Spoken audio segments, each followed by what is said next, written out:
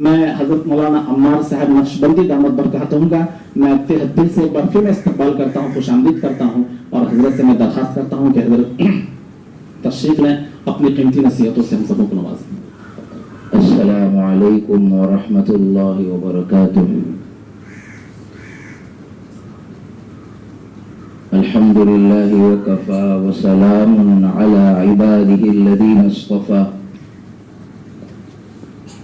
خصوصا على افضلهم وخاتم النبیین محمد الامین وعلى آلہ واصحابہ وبارک وسلم تسلیما کثیرا کثیرا، اما بعد فاعوذ باللہ من الشیطان الرجیم، بسم اللہ الرحمن الرحیم، وفوق كل ذی علم علیم، وقال النبي صلى الله عليه وسلم انما يخشى الله من عباده العلماء، او كما قال عليه الصلاة والسلام۔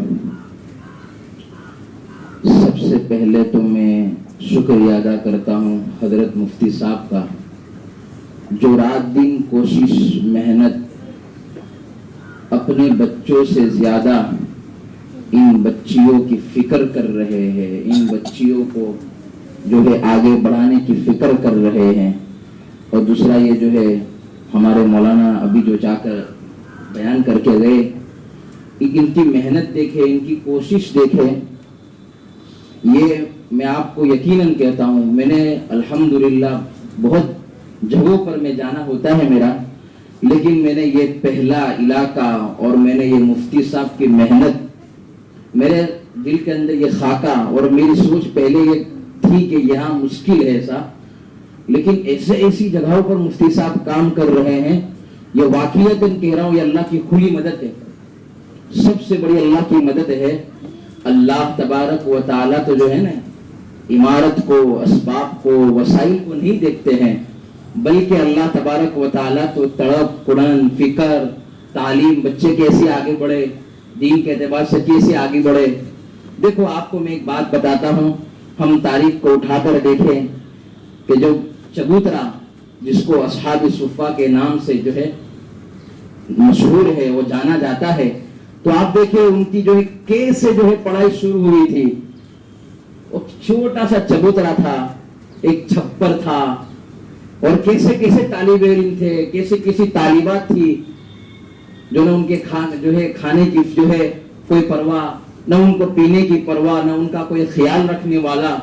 صبح کا جو ہے آپ کھانا کھایا تو شام میں مشکل، شام میں کھایا تو صبح کا مشکل، ایک دو کھجوریں ان کو ملتی تھی، لیکن اس کے باوجود بھی کیسے پڑھے، اور جب پڑھ کر نکلے تو بستیوں کے اندر کیسا انہوں نے دین کا کام کیا۔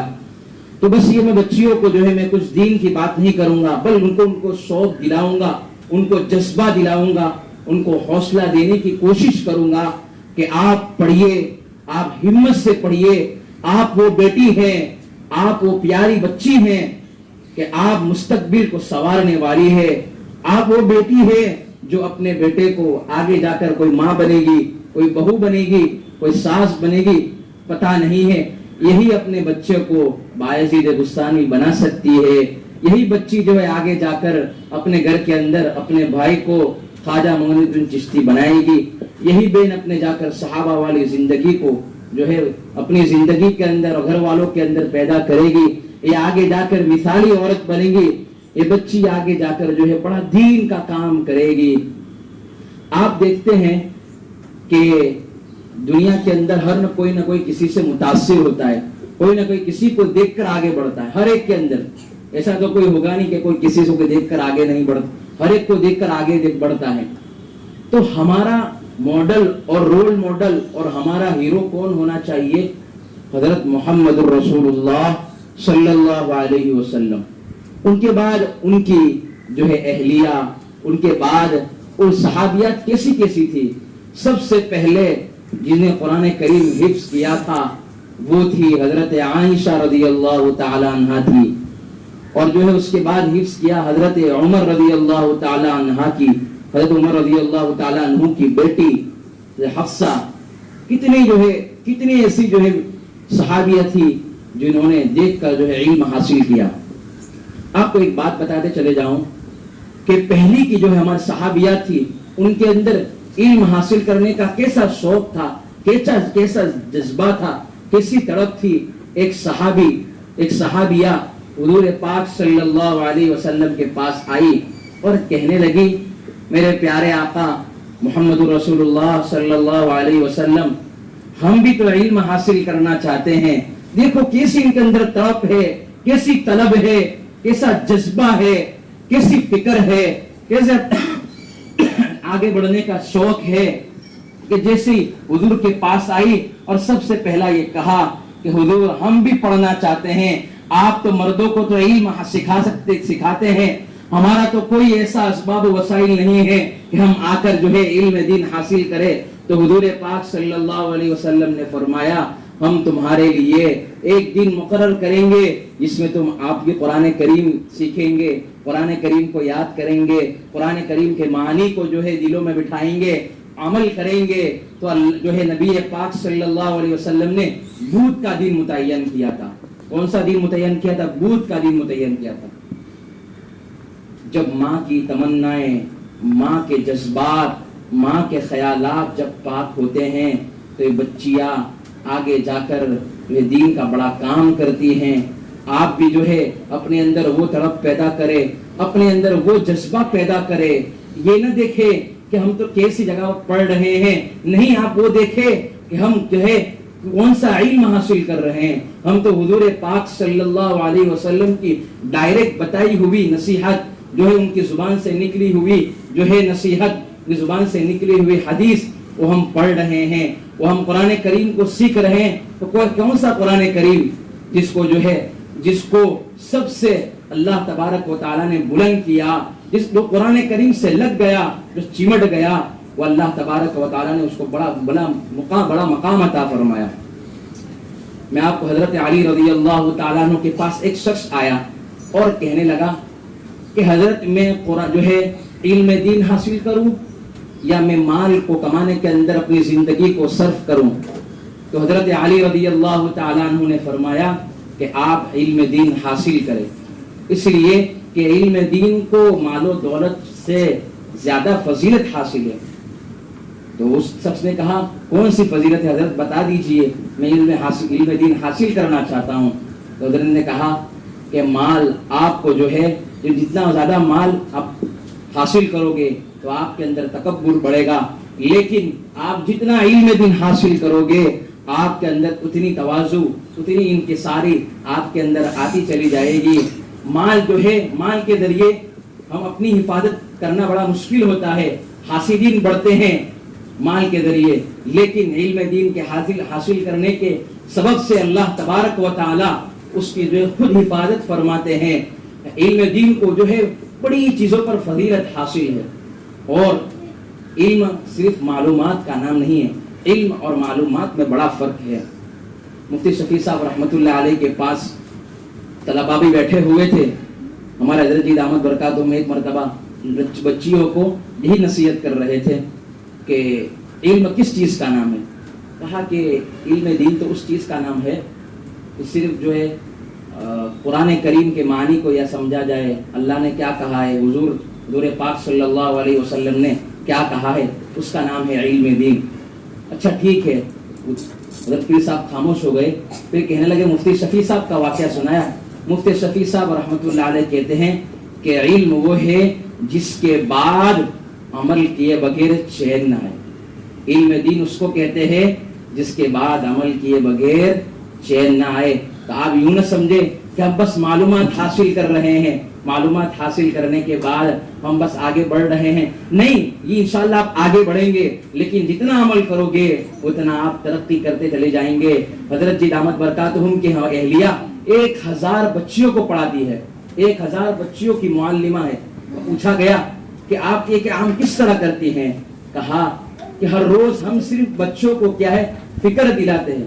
آپ ایسے واقعات پڑھے جس کے ذریعے آپ کے اندر علم کا شوق پیدا ہو. آپ ایسے روز واقعات پڑھیے, آپ تاریخ اٹھا کر پڑھیے کہ کیسے کسی مجاہدات کی تھی. میں آپ کو دوسرا ایک واقعہ سناؤں, اس کے بعد اپنی تقریر کو ختم کرتا ہوں. حضرت امام شافعی رحمۃ اللہ علیہ بہت بڑے اللہ کے، آپ کو پتا ہے کہ فقہ کے ہمارے 4 امام ہیں، جو سب سے بڑے دوسرے عالم ہے، فقیہ ہے. تو حضرت امام مالک اور ان کے ساتھ امام شافعی دونوں تھے. مختصر سا یہ ہے کہ ان کی بیٹیاں امام شافعی رحمۃ اللہ علیہ جب ان کے درس کے اندر بیٹھتے تھے، مختصر سی بات یہ ہے کہ وہ لکھتے تھے، جب ان کے پاس قلم نہیں تھی، کاپی نہیں تھی، تو وہ ہڈیوں پر اپنے ہاتھ کے ذریعے سے لکھتے تھے امام شافعی رحمۃ اللہ علیہ. تو ایک مرتبہ مجلس سے آپ بلایا ان کو کہ آپ لکھتے نہیں ہو، آپ تو جو ہے ہڈیوں سے لکھ رہے ہو. تو کہا کہ میرے پاس حضرت نہ میرے پاس کاپی ہے نہ نوٹ بک ہے، میں چمڑے پر لکھتا ہوں. آپ جو ہے صرف جو حدیث بولتے ہیں مجھے یاد ہو جاتی ہے، اپنے دل پر نقش کرتا ہوں. حضرت نے کہا جی مجھے سنائیے تو صحیح. تو سنا، انہوں نے سنایا مکمل طور پر جتنی حدیثیں تھی مکمل طور پر سنائی. سنانے کے بعد جو ہے ان کی امام مالک رحمت اللہ علیہ کی اندر 2 بیٹیاں بیٹھی ہوئی تھی، وہ کہتی بڑی حافظہ تھی، بڑی عالمہ تھی. امام مالک رحمت اللہ علیہ درس دیتے تھے، پھر جب سنانے کا حدیث کا موقع آتا تھا، اتنی قوی حافظہ تھی، حدیث کی معلمہ تھی، حدیث کی جو ہے عالمہ تھی.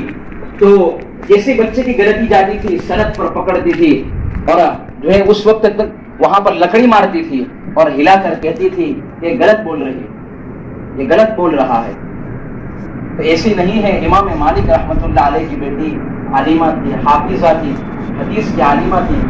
تو بھی نے کہا ہم بھی حافظ بنے. ایسے ایسے واقعات موجود ہیں کتابوں کے اندر، وقت بھی نہیں ہے، اس لیے آخر بس یہی کہہ رہا ہوں کہ اپنے اندر وہ جذبہ پیدا کرے، وہ شوق پیدا کرے، اپنے اندر وہ تڑپ پیدا کرے. ایسے ایسے واقعات کو جو ہے اپنی زندگی کو دل سے لگائے. آپ علم دین حاصل کرو تو کیا ہے، دل سے، تڑپ سے. یہ نہ سوچو کہ لوگ ہمیں کیا کہیں گے، تو حافظہ بن رہی ہے، تو عالمہ بن رہی ہے. نہیں، آپ کے اندر جذبہ ہونا چاہیے. اکثر ہماری عورتوں کے اندر یہ مزاج ہوتا ہے کہ وہ حافظہ نہیں بنتی. لوگ کہتے ہیں زیادہ تر یہ ماحول بن گیا ہے کہ یہ جو ہے کچھ ایام کے اندر قرآن نہیں پڑھ پاتی تو بھول جاتی ہے. لیکن ایک بات آپ یاد رکھیے کہ سب سے مرد سے زیادہ عورت جو ہے جلدی قرآن کریم حفظ کرتی ہے اور جلدی یاد کرتی ہے. تو قرآن کریم آپ حفظ کیجئے، یاد کیجئے. ہم نے جو ہے کعبۃ اللہ کے اندر ایک عورت کو دیکھا، بڑی پکی حافظہ تھی. ایک بیٹھک کے اندر قرآن کریم کو جو ہے سنایا، سورہ فاتحہ کی طرح فر فر فر بولتی تھی. اس طرح یاد کیا، بس شوق تھا، جذبہ تھا، تو میں نے اس کو یاد کر لیا. اور کتنی ایسی معلمات کو میں نے دیکھا کہ وہ جو ہے 2 سال کے اندر، 3 سال کے اندر، 4 سال کے اندر عالمہ بن چکی. اسکول بھی پڑھ رہی ہے، کالجز میں بھی جا رہی ہے، ٹائم نکال کر جو ہے مدرسے میں پڑھ رہی ہے. تو آپ سے آخری گزارش ہے، یہی آپ کو یہ پیغام عمر دینا چاہتا ہے کہ آپ جو ہے یہ نہ سمجھیے کہ ہم چھپر میں پڑھ رہے ہیں، بلکہ یہ آپ سوچئے کہ ہم کس کے مہمان ہیں. ہم تو جو ہے انبیاء کے وارث ہیں. اکرم العلماء انہ ورثۃ الانبیاء، کہ انبیاء کی جو ہے انبیاء کے وارث کون ہے؟ علماء ہے. اس لیے آپ اپنے مقام کو جانیں، اپنی فکروں کو جو ہے بٹھائے. دیکھیں کیسے کیسے جو ہے بچیاں مرتد ہو رہی ہے. ہمارے یہاں ابھی سروے کیا گیا، ٹائمز آف انڈیا کے اندر بھی لکھ کر آیا ہے کہ 8 لاکھ بچی مرتد ہو گئی. کتنی؟ 8 لاکھ.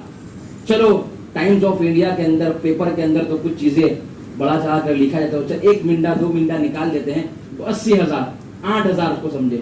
لیکن اتنی بھی تو مرتد ہو گئی. اس کی وجہ کیا بنی؟ ہم نے ہماری بہن کو نہیں کہا. ہم دیکھتے ہیں ہماری بہنوں کو جب گھر میں جاتے ہیں تو کیسے کیسے وہ ناجائز کام کرتی ہے، گھر کے اندر نہ جانے کیا کیا حرکتیں کرتی ہیں، تو ہم اس کو کبھی روکتے نہیں ہیں. ہم پڑھتے ہیں تو ہماری ذمہ داری سب سے بڑی یہ ہے کہ ایسی بچیاں، ایسی ہماری جو فرینڈ ساتھ میں ہم گھومتے پھرتے ہیں، ان کو بھی کہے کہ ہم تو ایسی بیٹی ہیں کہ ہمارا جو ہے حضور پاک صلی اللہ علیہ وسلم نے اونچا مقام جو ہے عطا کیا. پہلے جو ہے عرب کی سرزمین پر بچیوں کو عزت کی نگاہ سے نہیں دیکھا جاتا تھا. حضور پاک صلی اللہ علیہ وسلم نے ہمیں عزت دلوائی، ہمیں بڑا اونچا مقام عطا فرمایا. تو آپ کے میرے دل کے اندر بڑی عزت اور بڑا اکرام آپ کے لیے ہے اور دل سے دعائیں آپ کے لیے نکل رہی ہے. لیکن بس ایک ہی ہے کہ اپنی بچی جو مرتد ہو رہی ہے، اپنی بہن جو مرتد ہو رہی ہے، نکل کر جو ہے کہاں کہاں جا رہی ہے، اس کو روکیے۔ آپ کے یہاں کے علاقے کی بات کروں، کچھ وقت پہلے ایک مولانا نے مجھے فون کیا، حضرت میرے گھر سے میری بہن جا چکی ہے، اور گھر سے ایک بہن نہیں، میرے تین بہن جو ہے گھر سے نکل چکی ہے۔ اس کی ذمہ داری کون؟ اس کے ذمہ دار ہم لوگ ہیں۔ ہم نہیں فکر کر رہے ہیں کہ ہماری بیٹی کہاں جا رہی ہے، ہماری بہن کہاں جا رہی ہے، اسکول میں پڑھ رہی تو کیا پڑھ رہی ہیں، ہم جو ہے اللہ رسول کی جو باتیں بھلا کر بات کر رہی ہیں۔ نہیں، ہم یاد کریں، اس دور کو یاد کریں کہ حضور پاک صلی اللہ علیہ وسلم جو ہے کس طرح زندگی گزار کر گئے، انہوں نے ہمیں کس طرح زندگی بتائی، اور ایسی صحابیات موجود ہے۔ حضرت عائشہ رضی اللہ تعالی عنہ، اس نے حدیث کا حافظہ تھی، پوری زندگی دین کے لیے اپنی زندگی وقف کر دی۔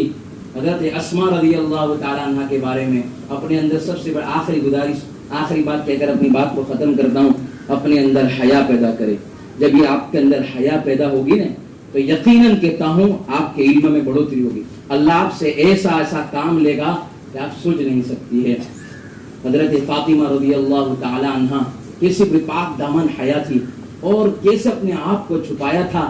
جب مرنے کا وقت قریب ہو گیا تو ان کی ایک خادمہ تھی، خادمہ کا نام ابھی مجھے ذہن میں نہیں ہے، لیکن ان سے کہا کہ جو ہے میرا جسم کسی کو جو ہے دکھائی نہ دے، بس میرے شوہر حضرت علی رضی اللہ تعالیٰ عنہ اور آپ دونوں مل کر میرا غسل دینا، اور دوسرا یہ ہے کہ آخر جب پوری زندگی میں با پردہ با حیا رہی ہوں، تو آخری وقت میں بھی میں با حیا اور میرا جسم کسی کو نظر نہ آئے، غسل بھی آپ دونوں ہی دینا۔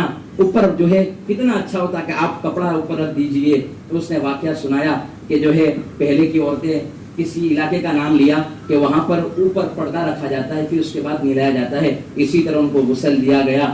ان کی جنازے کے موقع پر بھی کوئی شریک نہیں ہوا، حضرت علی رضی اللہ تعالیٰ عنہ اور کچھ جو تھے، اور آخری وقت میں بھی کسی نے ان کا چہرہ اور کیسی تھی وہ بھی نہیں دیکھا۔ وجہ یہ ہے کہ ایسی تعلیم تھی۔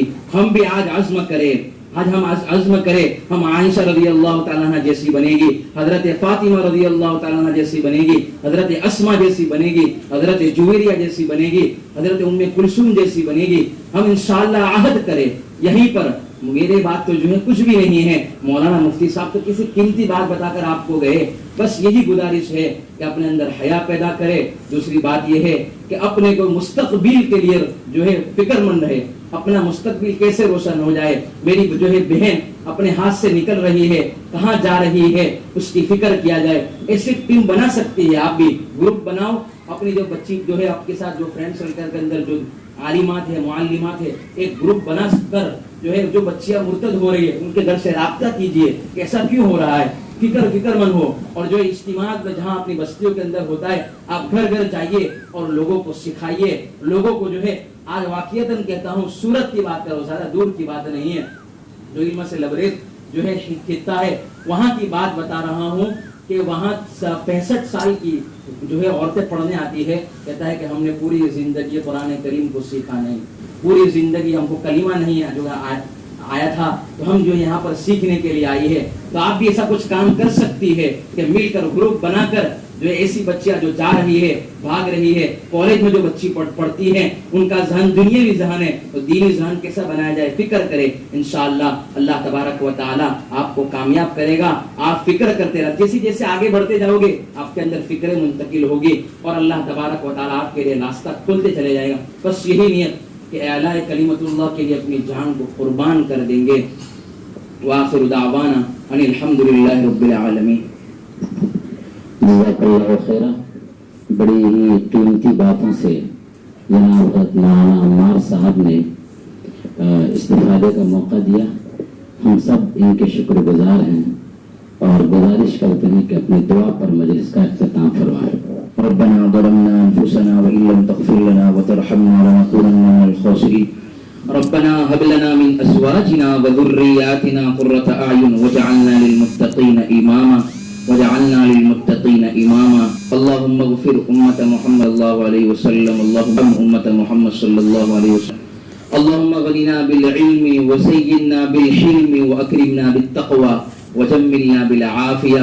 میرے پیارے رب، میرے پیارے رب، میرے پیارے رب، آپ جو ہے ہمیں معاف کر دیجئے، ہمیں اپنا بنا لیجئے۔ اے اللہ ہم ظاہر میں ہم آپ کے بندے ہیں، حقیقت میں ہم دل کے گندے ہیں، اللہ ہمارے دلوں کی گندگیوں کو دور فرما۔ اے اللہ بندے بندیاں یہاں موجود ہے، اے اللہ یہ ہاتھ اٹھا کر آپ کے سامنے مانگ رہی ہے، اے اللہ چھوٹے ننھے سے ننھے بچے ہیں، اے اللہ اس وقت یہ بچے جو ہے سو جاتے ہوگے، اسکول سے آ کر مدرسے سے آ کر تھک جاتے ہوگے، لیکن میرے پیارے رب انہوں نے ہمارے لیے وقت نکالا۔ اے اللہ جو ٹوٹی پھوٹی جو اللہ مجھ سے بات نکلی ہے، اے اللہ میری زندگی کے اندر اے اللہ اس کو اتار دیجئے۔ اے اللہ جو بچی پڑھ رہی ہیں ان کو ہمت عطا فرما، ان کو حوصلہ عطا فرما، اے اللہ ان کو آگے بڑھنے کی اللہ ترکیبیں سکھا۔ اے اللہ یا اللہ اے اللہ ان بچیوں کو حضرت عائشہ رضی اللہ تعالیٰ عنہ جیسی بنا، ان بچیوں کو حضرت فاطمہ رضی اللہ تعالیٰ عنہ جیسی بنا، اے اللہ ان بچیوں کو اے اللہ ان عورتوں کی سردار بنا، اے اللہ ان عورتوں کو اے اللہ ان بچیوں کو اے اللہ قبول فرما دیجئے، علم دین کے لیے قبول کر لیجئے۔ اے اللہ جو بچی مرتد ہو رہی ہے، جو بچی ہاتھ سے جا رہی ہے، اے اللہ ان کو ذریعہ بنا دیجئے۔ اے اللہ عالمی لیول پر یہ کام کیسے کرنے والی ہو جائے، ایسے فیصلے فرما۔ اے اللہ یہ افراد کو تیار کر رہے ہیں، اے اللہ مکان کو دیکھ کر، بستی کو دیکھ کر، اے اللہ ان کو آپ نے چنا ہے، بے شک بڑا مبارک کام کر رہے ہیں۔ اے اللہ علماء تیار ہو رہے ہیں، جو ہے طالبات تیار ہو رہی ہے، معلمات تیار ہو رہی ہے، میرے پیارے رب ان کو اپنے دین کی خدمت کے لیے قبول کر لیجئے۔ اے اللہ صحابی والا جذبہ ان کو عطا فرما۔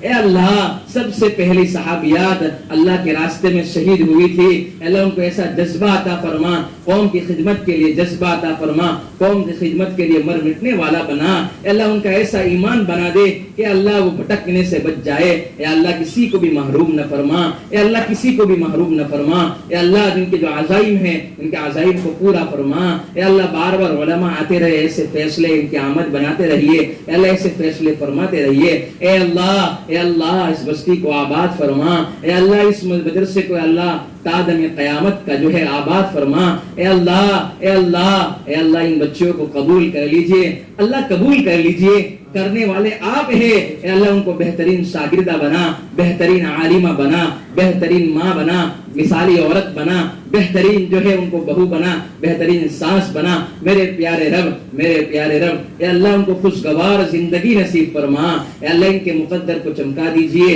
اے اللہ ان کی جو ہے تقدیر کو بدل دیجئے۔ اے اللہ تقدیر کو بدلنے والے آپ ہیں، اے اللہ ان کو ہمت عطا فرما، ان کو حوصلہ عطا فرما، ان کے یقین کو جو اللہ مضبوط بنا دیجئے۔ اے اللہ ان کو یا اللہ پڑھائی کی لائن کے اعتبار سے جو بھی دشواری آ رہی ہے ان کی دشواری کو دور فرما، ان کی محنتوں کو قبول فرما، ان کی کوششوں کو قبول فرما۔ اے اللہ کتنے بچے ایسے ہیں اے اللہ جو پڑھائی کے لیے آنا چاہتے ہیں لیکن گھر سے رکاوٹیں ہیں، اللہ ان کی رکاوٹوں کو دور فرما۔ اے اللہ ان بچیوں کو اے اللہ قبول فرما، اے اللہ قبول فرما۔